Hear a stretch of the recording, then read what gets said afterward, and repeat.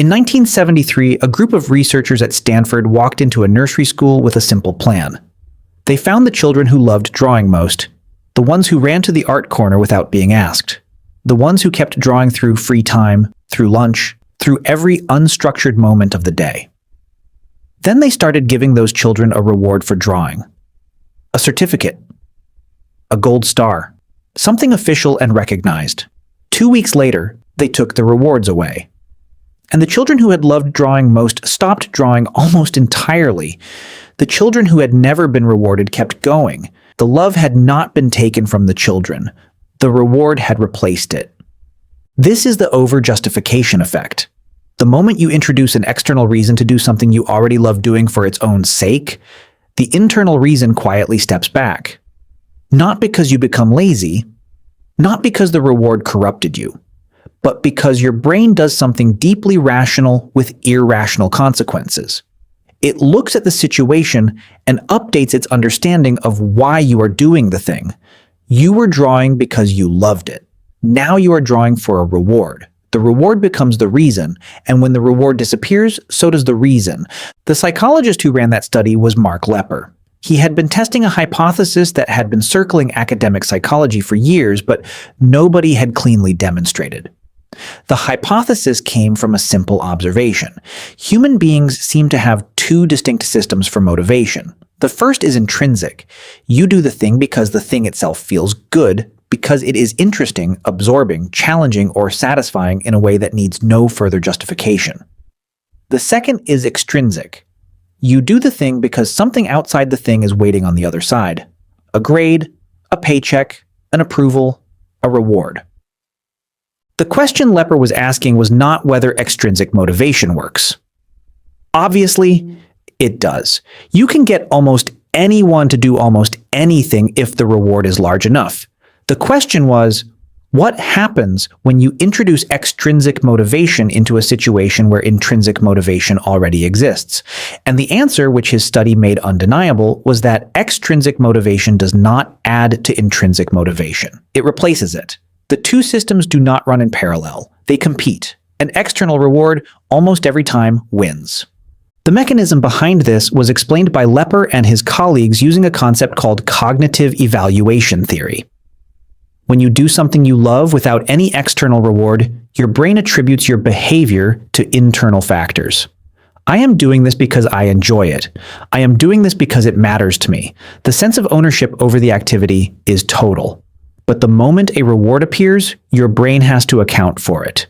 Now, there are two possible explanations for why you are doing the thing.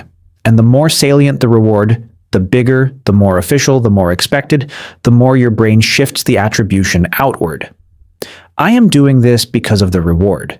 The internal explanation does not disappear. It simply becomes less necessary. And things your brain labels as less necessary tend to fade.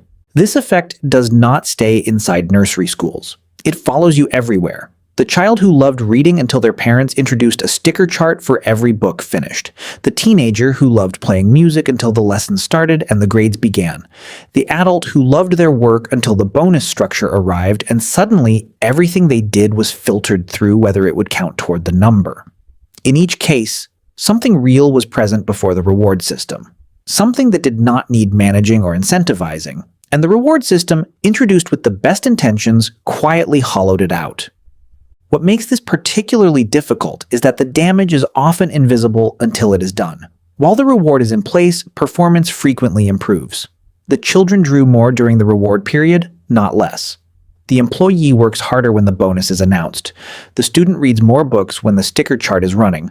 The reward works, the metrics look good, and then the reward is removed or becomes expected rather than surprising, or simply cannot keep pace with the growing need for external justification. And what is left is a person who once did something for the love of it and now cannot remember why they ever did. There is one important nuance the research consistently identifies. Not all rewards destroy intrinsic motivation equally. Rewards that are unexpected do less damage than rewards that are expected. Rewards that provide information, that tell you something meaningful about your performance, do less damage than rewards that simply signal compliance. A mentor who says your work showed genuine originality is giving you something that feeds the internal system. A manager who hands you a bonus for hitting a target is giving you something that feeds the external one. The content of the reward matters enormously. What kills intrinsic motivation most reliably is the expected, tangible reward given for simply doing the task. The reward that says nothing about who you are or what the work means. Just, you did the thing, here is the payment. The most honest application of this research is uncomfortable because most of the systems we have built for education, work, and parenting are built almost entirely on expected, tangible rewards and punishments. Grades, salaries, stars, points, certificates, consequences. We have built extraordinary infrastructure for managing extrinsic motivation and almost none for protecting intrinsic motivation. And we apply these systems most aggressively to children, at exactly the age when intrinsic motivation is most alive and most fragile. The children in Lepper's study were not broken. They were not weak. They were responding rationally to information their environment had given them. The environment said, this activity requires a reward to justify doing it. And the children, being perfectly reasonable, updated their beliefs accordingly.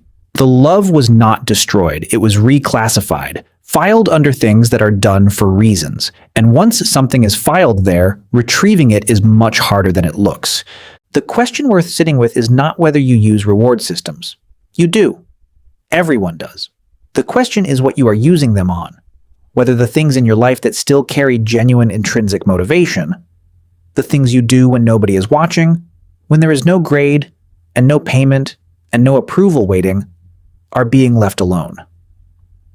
Or whether, slowly, quietly, with the best of intentions, you have been building reward structures around all of them, one gold star at a time.